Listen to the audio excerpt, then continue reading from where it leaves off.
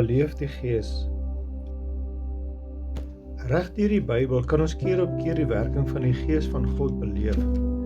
Die Gees van God versterk mense, lei mense en ondersteun mense. Mense kom tot geloof deur die kragtige invloed van die Heilige Gees. Hierdie gedeelte wat ons saam gelees het, begin deur te vertel van die vervolging van die vroeë gelowiges. Stefanus is gestenig weens sy geloof. Hierna beleef die vroeë gelowiges drukkende vervolging. Hulle beleef die hardheid en die wreedheid van hierdie wêreld. Die vroeë gelowiges word uitmekaar gejaag. Van hierdie vlugtende gelowiges kom aan Antiochië aan en beleef die werking van die Heilige Gees. Daar kom mense tot geloof en vorm 'n gelowige gemeenskap. Die gelowiges dien die Here met oorgawe.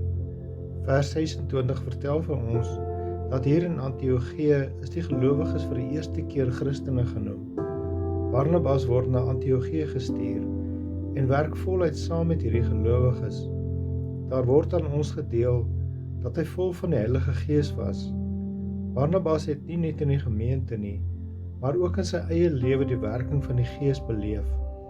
Wanneer ons lees van die eerste gelowiges en die werk wat hulle gedoen het, beleef ons die duidelike werking van die Heilige Gees. Die Gees van God het saam met die gelowiges gewerk.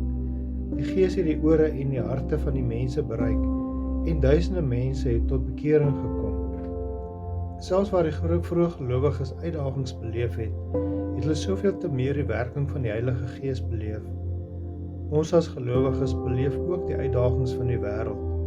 Ons beleef ook tye van nood, tye van druk en selfs tye van hartseer. Maar soos die vroeë gelowiges het ook ons die voorreg om die Heilige Gees te beleef.